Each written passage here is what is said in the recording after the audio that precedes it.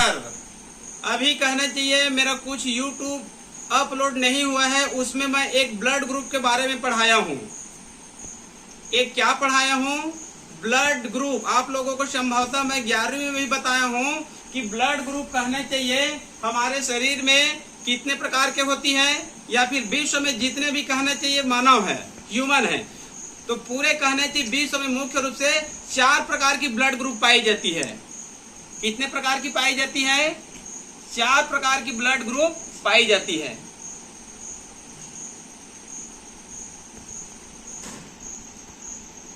तो अपने आप को जा रहा है।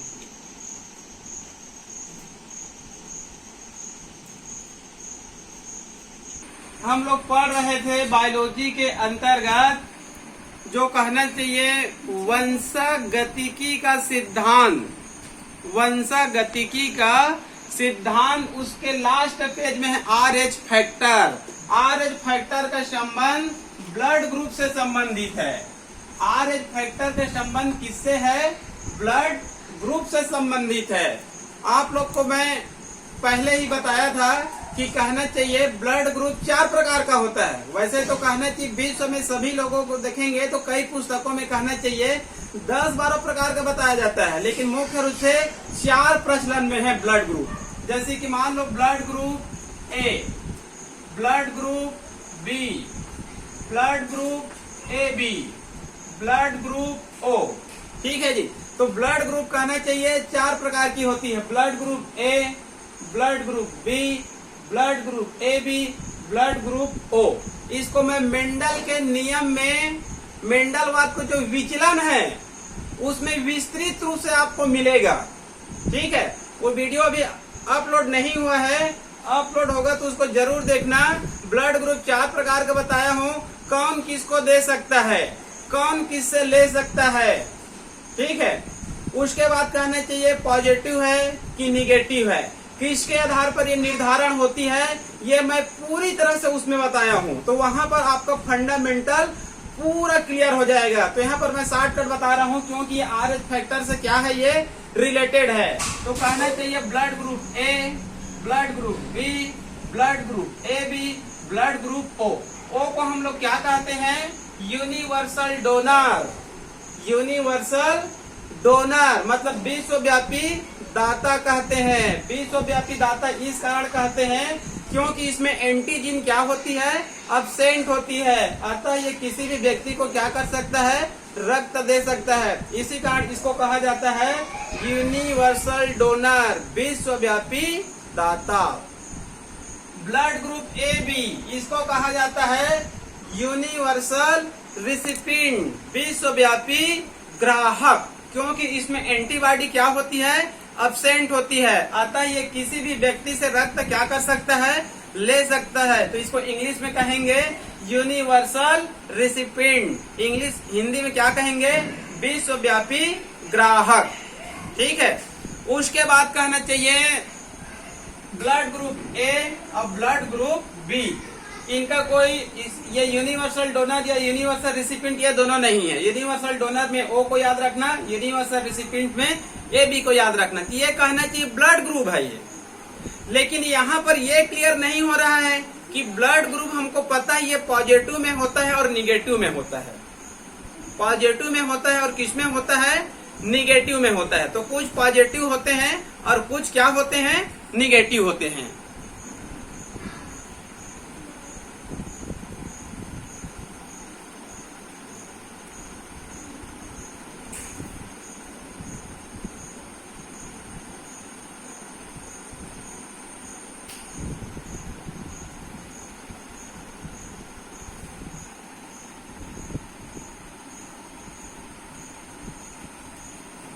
देखिए ब्लड ग्रुप A, ये क्या हो सकते हैं?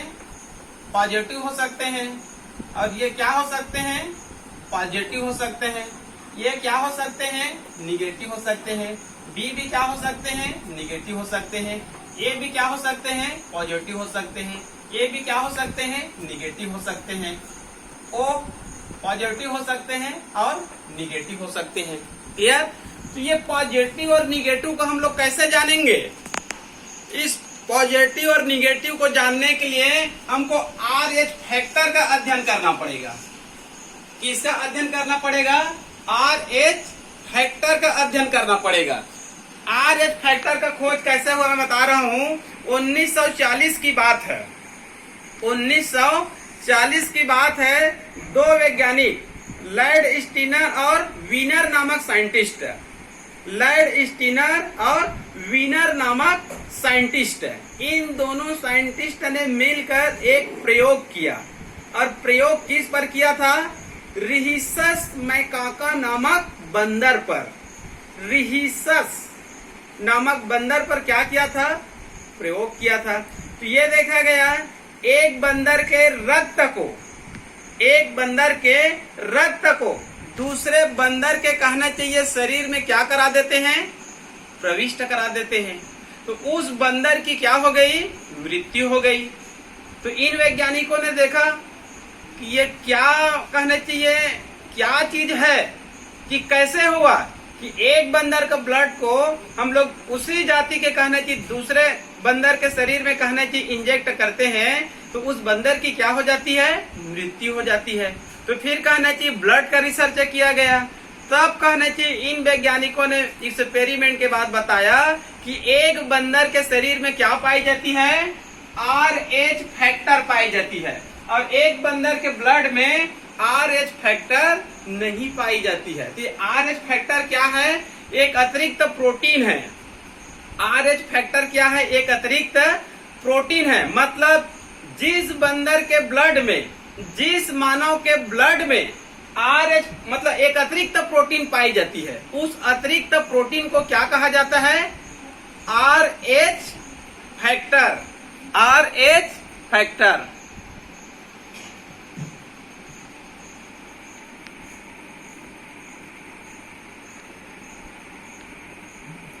और जिसके शरीर में कहना चाहिए अतिरिक्त प्रोटीन नहीं पाई जाती है, उसको क्या कहा जाता है?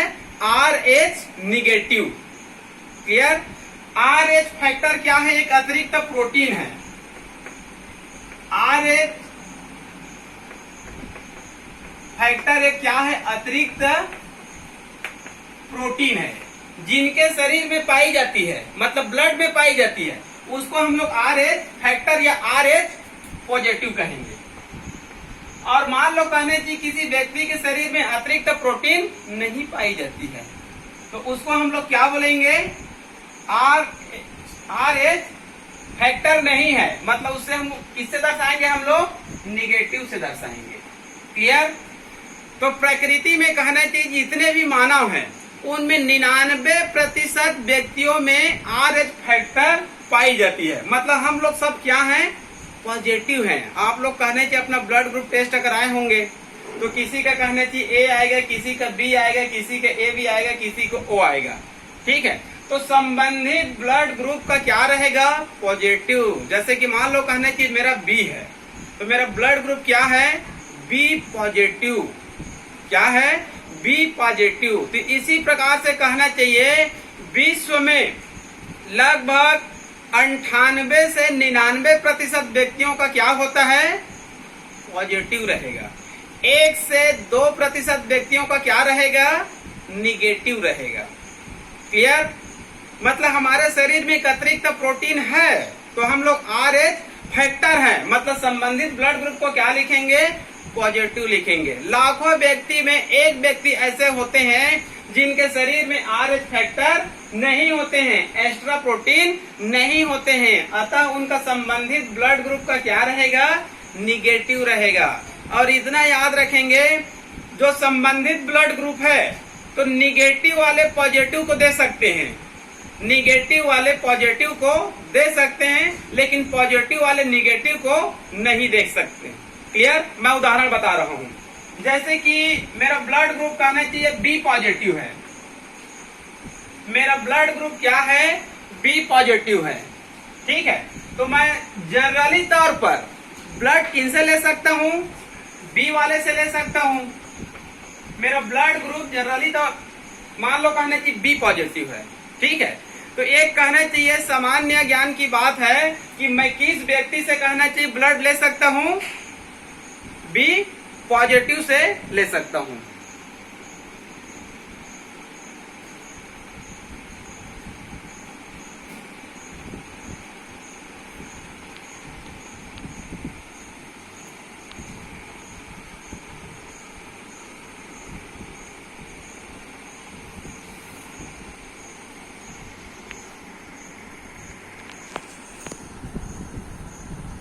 मेरा ब्लड ग्रुप क्या है? बी पॉजिटिव है। तो मैं सामान्य रूप से किस व्यक्ति से कहना चाहिए ब्लड ले सकता हूँ? बी पॉजिटिव से। पुस्तकों में ये लिखा रहता है या हमको सामान्य ज्ञान के बारे में थोड़ा सा नॉलेज है, ओ को क्या माना जाता है? Universal donor, universal donor. लेकिन कहना चाहिए सिर्फ किताबों में लिखा रहता है। इधर आप लोग छोटे हॉस्पिटलों में देखेंगे तो मेरा बी पॉजिटिव है तो जनरली तौर पर ओ पॉजिटिव का नहीं दिया जाता है। क्यों नहीं दिया जाता है? क्योंकि कुछ न कुछ मात्रा में रिएक्शन होने की क्या होती है? संभावना बनी रहती है।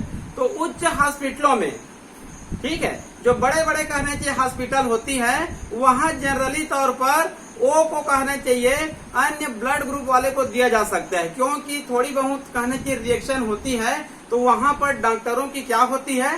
टीम होती है। लेकिन छोटे हॉस्पिटलों में जनरली तौर पर मान लो कहने चाहिए मेरा बी पॉजिटिव है तो मैं सिर्फ किससे रक्त ले सकता हूँ? बी पॉजिटिव से। और कहना चाहिए किससे ले सकता हूँ? बी निगेटिव से भी ले सकता हूँ। इस बात को आप लोग हमेशा याद रखेंगे। बी पॉजिटिव वाले बी पॉजिटिव से ले सकते हैं और बी निगेटिव से भी क्या कर सकते हैं? ले सकते हैं, क्योंकि इसमें RH फैक्टर नहीं है। इसमें RH फैक्टर नहीं है तो ये क्या कर सकता है? ब्लड को दे सकता है और इनके शरीर में आने के बाद एग्लूटिनेशन मतलब रिएक्शन की क्रिया नहीं होती है। क्लियर? एक और उदाहरण दे रहा हूं।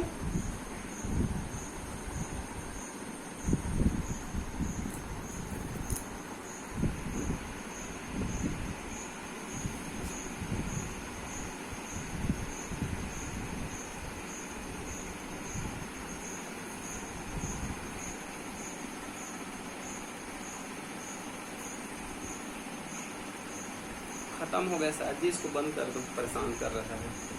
ठीक है, एक दूसरा उदाहरण मैं दे रहा हूं। जैसे कि मान लो किसी व्यक्ति का ब्लड ग्रुप बी निगेटिव है। एक व्यक्ति का उदाहरण दे रहा हूं, किसी का ब्लड ग्रुप क्या है? बी निगेटिव है। ठीक है, तो ये ब्लड किससे ले सकता है?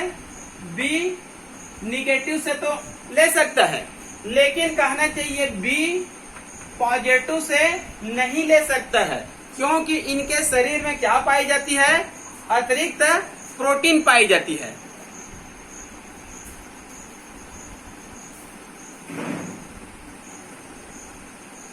मान लो किसी व्यक्ति का ब्लड ग्रुप क्या है?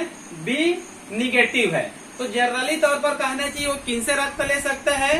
बी निगेटिव से, क्योंकि दोनों निगेटिव है तो दोनों में कहना चाहिए कोई भी रिएक्शन की क्रिया नहीं होगी। और मान लो ये बी निगेटिव है, यदि हम लोग कहना चाहिए आंख बंद करके बी पॉजिटिव वाले से रक्त ले लेते हैं तो इनका रक्त जब इनके शरीर में जाएगा तो एग्लूटिनेशन की क्रिया हो जाएगी, मतलब रिएक्शन की क्रिया हो जाएगी और इस व्यक्ति की क्या हो जाएगी? मृत्यु हो जाएगी। क्लियर? तो यही क्या है? RH फैक्टर है। RH फैक्टर की खोज कहना चाहिए लैडस्टीनर और वीनर नामक साइंटिस्ट ने 1940 में किया था और इन्होंने अपना प्रयोग किस बंदर पर किए थे? रिहिसस। तो देखिए रिहिसस की स्पेलिंग क्या होता है? मान लो RHESUS, रिहिसस। तो इसी से RH को ले लिया गया। इसी से किसको ले लिया गया? RH को लिया गया। और एक अतिरिक्त प्रोटीन है, उस अतिरिक्त प्रोटीन को क्या मान लिया गया? फैक्टर मान लिया गया। तो ये हो गया आप लोगों का RH फैक्टर। मतलब हमारे शरीर में एक अतिरिक्त क्या पाई जाती है? प्रोटीन पाई जाती है। जिनके शरीर में अतिरिक्त प्रोटीन पाई जाती है उसको हम लोग पॉजिटिव बोलेंगे, और जिसके शरीर में अतिरिक्त प्रोटीन नहीं पाई जाती है उसको हम लोग क्या बोलेंगे? निगेटिव कहेंगे। क्लियर? विश्व में 99% व्यक्ति पॉजिटिव है और 1 से 2% व्यक्ति क्या है? निगेटिव है। ठीक है जी, समझ में आ रहा है? उसके बाद ब्लड ग्रुप। ब्लड ग्रुप का आप लोगों को मैं विस्तृत अध्ययन मेंडलवात के विचलन में बताया हूँ, वहां पर आप लोग देख लेंगे। ठीक है, वैसे 4 प्रकार का होता है। कैसे इसका निर्धारण होता है, कौन किसको दे सकता है, कौन किससे ले सकता है, ये सब कहना चाहिए। मेंडलवात के विचलन में मैं इसका विस्तृत वर्णन किया हूँ, वहां पर आप लोग उसको अच्छे से देख लेंगे। उसके बाद है, ये पूछा जाता है कई बार कंपटीशन परीक्षा में। कंपटीशन परीक्षा में ये पूछा जाता है कि कहना चाहिए ये RH फैक्टर और RH जिसमें फैक्टर नहीं है, इसका निर्धारण कौन करता है, इसका निर्धारण कौन करता है। तो आप लोग याद रखेंगे, मैं इसको बंद कर दूं। ठीक है जी, लगभग टाइम ऑफ हो गया है। आज के लिए केवल इतना ही, लेकिन मेरा ऑफलाइन क्लासेस चल रहा है। ठीक है, आज के लिए इतना ही। उसके बाद कहना चाहिए, जैसे कि मान लो RH पॉजिटिव है और ये क्या है, RH निगेटिव है। तो कई बार कहना चाहिए नीट परीक्षा में पूछा जाता है कि इसको निर्धारण वास्तव में करता कौन है। तो इसको निर्धारण कौन करता है, जीनोटाइप करता है। कौन करता है, जीनोटाइप करता है। यदि कहना चाहिए दोनों जीनोटाइप क्या है, बड़ा है, मतलब प्रभावी जीन द्वारा, ये मान लो कहना चाहिए दोनों R बड़ा है, एक R बड़ा है और एक R छोटा है, तो इसको हम लोग प्रभावी जीन बोलेंगे। क्या बोलेंगे, प्रभावी जीन बोलेंगे। तो जिनके शरीर में कहना चाहिए प्रभावी जीन पाई जाती है, बड़ा R या बड़ा R और छोटा R, तो कहना चाहिए उनके शरीर में क्या पाया जाएगा, RH फैक्टर पाया जाएगा, मतलब पॉजिटिव का निर्धारण होगा। मान लो किसी के शरीर में कहना चाहिए दोनों जीन क्या होते हैं, अप्रभावी होते हैं, जीनोटाइप क्या होते हैं, अप्रभावी होते हैं, वो कहना चाहिए RH फैक्टर नहीं होते हैं, बल्कि वो क्या होते हैं, निगेटिव होते हैं। क्या होते हैं, RH निगेटिव होते हैं। क्लियर। अब यहाँ पर देखिए ब्लड ट्रांसफ्यूजन। ब्लड ट्रांसफ्यूजन, इसका अर्थ यह होता है रक्त का आदान प्रदान। रक्त का आदान प्रदान, इसको भी मैं विस्तृत अध्ययन आप लोगों को मेंडलवात के विचलन में कराया हूँ, तो वहां पर आप लोग इसको अच्छे से देख लेंगे। इसको बार बार यहाँ पर अध्ययन नहीं करेंगे, लेकिन इतना याद रख लेंगे, ओ क्या होता है, यूनिवर्सल डोनर, मतलब वो किसी को भी क्या कर सकते हैं, रक्त दे सकता है। और ए भी क्या होता है, यूनिवर्सल रिसिपिएंट, मतलब विश्वव्यापी ग्राहक, वो कहना चाहिए किसी से भी रक्त ले सकता है। और बाकी उधर को जनरली तौर पर यह है, ए है तो किससे ले सकता है, ए से ले सकता है, ओ से भी ले सकता है। बी है तो बी किससे ले सकता है, बी से ले सकता है और ओ से ले सकता है। ए बी ये किससे ले सकता है, चारों से ले सकता है। ओ केवल सबको दे सकता है, लेकिन लेगा सिर्फ ओ से। क्लियर। तो इस प्रकार से कहना चाहिए फंडामेंटल क्लियर है, लेकिन कहना चाहिए ब्लड ट्रांसफ्यूजन का अर्थ यह होता है, मान लो किसी का ब्लड ग्रुप कहना चाहिए बी निगेटिव है, क्या है, बी निगेटिव है, और मान लो रक्त किससे ले लिया, पॉजिटिव से ले लिया।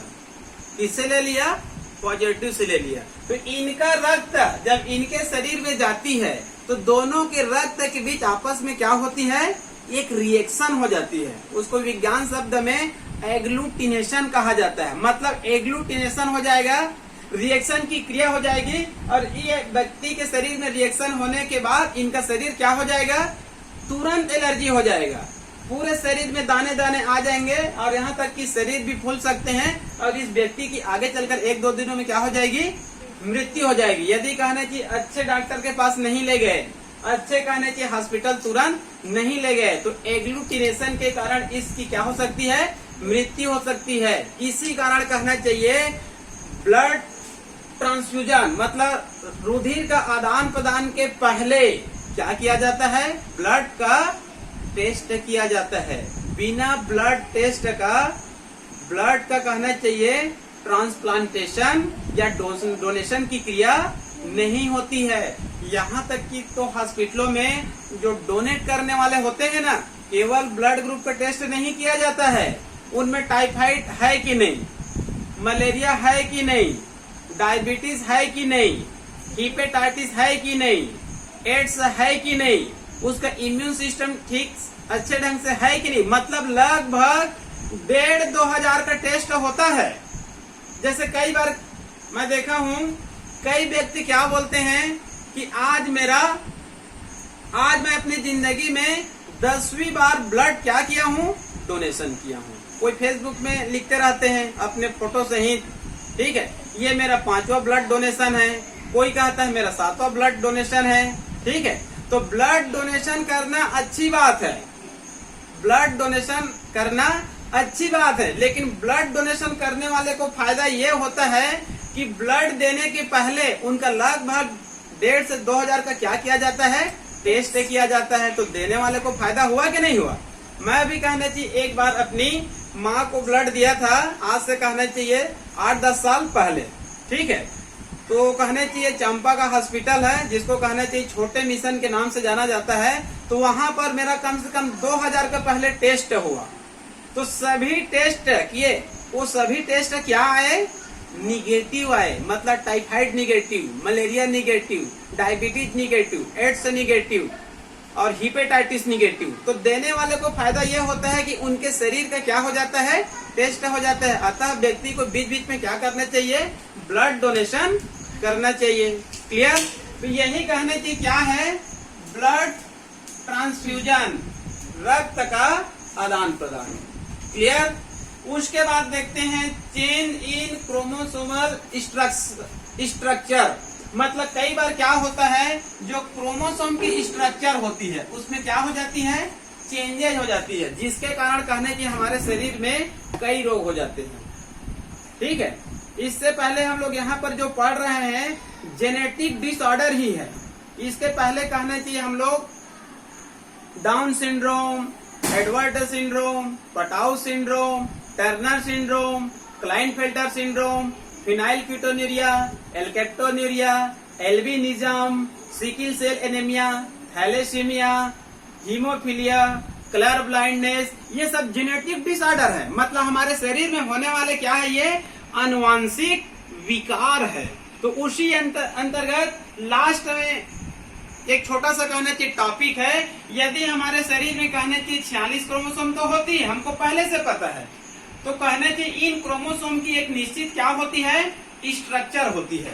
यदि इनके स्ट्रक्चर में क्या हो जाती है, परिवर्तन हो जाती है, तो यहाँ पर कहना चाहिए 3-4 रोग हो जाती है। तो आपके कहने की 12वीं की पुस्तक में 2 रोगों का नाम लिखा गया है, मैं यहाँ पर कहना चाहिए 4 रोगों का शॉर्टकट अध्ययन करा रहा हूँ। क्लियर। जो क्रोमोसोम की स्ट्रक्चर है उसमें मान लो चेंजेज होता है। तो पहला आपके पुस्तक में दिया गया है क्राइडुचैट सिंड्रोम। क्राइडुचैट सिंड्रोम ये रोग का नाम है। ये क्या है, ये एक रोग का नाम है। इसमें होता क्या है